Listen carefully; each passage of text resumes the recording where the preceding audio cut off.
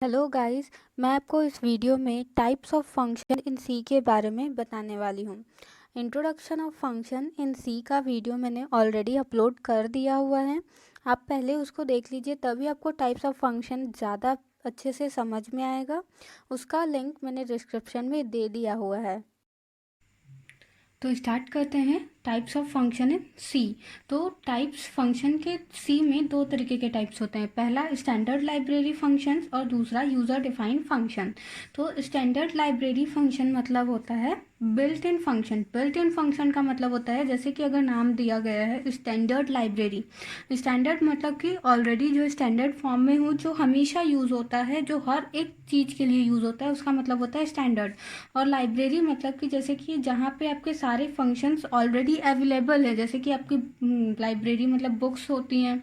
तो जो लाइब्रेरी में क्या होता है कि सारे बुक्स आपके जो जितने भी बुक्स होते हैं, हर टाइप्स के बुक्स आपको अवेलेबल रहते हैं। तो वैसे कुछ प्रीवियसली डिफाइंड फंक्शंस हैं, जैसे कि प्रिंटफ फंक्शन है। मैथ.h की हेडर फाइल में भी कुछ फंक्शंस अवेलेबल होते हैं, जैसे कि SQRT फंक्शन। तो ये सब जो फंक्शंस हैं, ये क्या है, ऑलरेडी बिल्ट इन फंक्शंस हैं। और इनके लिए ज़रूरी क्या होता है कि हमको हेडर फाइल की ज़रूरत होती है, मतलब कि हेडर फाइल के थ्रू ही आप इन फंक्शंस को यूज़ करते हैं। जैसे कि अगर आप printf फंक्शंस को लिख रहे हैं तो आपको हेडर फाइल को इंक्लूड करना पड़ेगा। तो इंक्लूड, जैसे कि आपकी एक हेडर फाइल क्या है, studio.h है। studio.h को जब आप इंक्लूड करेंगे तभी आप क्या कर सकते हैं, printf का फंक्शन यूज़ कर सकते हैं, जो कि प्रिंट कराने के काम आता है। एंड सेकेंड, जैसे कि एक और एग्जांपल ले लेते हैं, इंक्लूड मैथ.h। तो मैथ.h है तो वो क्या होता है आपका, जैसे कि SQRT का फंक्शन है, तो ये आपका क्या होता है, मैथ.h में अवेलेबल रहता है।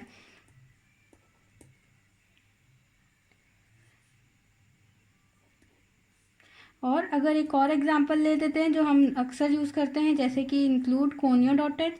तो जैसे कि आपका getch का जो फंक्शन होता है, जो स्क्रीन को होल्ड करके रखता है, वो आपका हेडर फाइल में conio.h की हेडर फाइल में अवेलेबल होता है। इसका मतलब ये है कि जब भी प्री डिफाइंड फंक्शंस को या बिल्ट इन फंक्शन को या स्टैंडर्ड लाइब्रेरी फंक्शंस को जब आप अपने प्रोग्राम में यूज़ करते हैं, तो आपको हेडर फाइल का होना बहुत ज़्यादा ज़रूरी होता है। अब सेकेंड देख लेते हैं यूज़र डिफाइंड फंक्शन।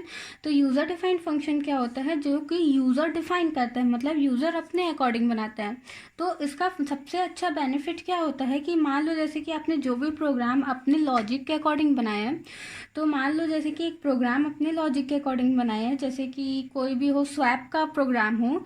तो स्वैप मतलब होता है वैल्यू को इंटरचेंज करना। जो भी वैल्यू आपके ए में है वो आपकी बी में हो जाए और बी की वैल्यू ए में हो जाए। मतलब कि क्या, जैसे कि मान लो इसकी वैल्यू 5 है और इसकी वैल्यू 10 है, तो स्वैप करने के बाद इसकी वैल्यू होनी चाहिए आपकी 10 एंड बी की वैल्यू होनी चाहिए 5। तो जैसे कि आप इसको बनाएंगे तो आप इसको स्वैप फंक्शन का बना सकते हैं और उसके अकॉर्डिंग अपना प्रोग्राम डिज़ाइन कर सकते हैं। तो इससे क्या हुआ कि कोई भी प्रोग्राम को जब आप बना रहे हैं तो आपको पता होता है कि इसमें क्या हो रहा है, उस फंक्शंस में क्या है, या प्रोग्राम किस चीज़ के लिए है। तो वो क्या होता है, ईजी टू अंडरस्टैंड हो जाता है।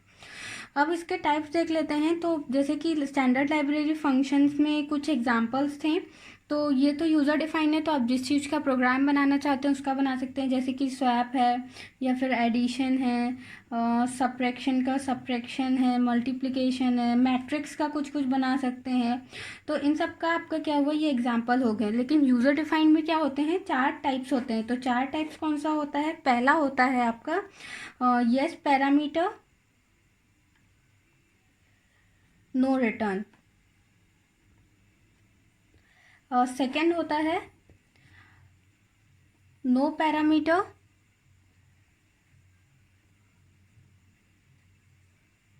No return. थर्ड आपका होता है येस पैरामीटर, येस रिटर्न। और फोर्थ होता है नो पैरामीटर, नो रिटर्न।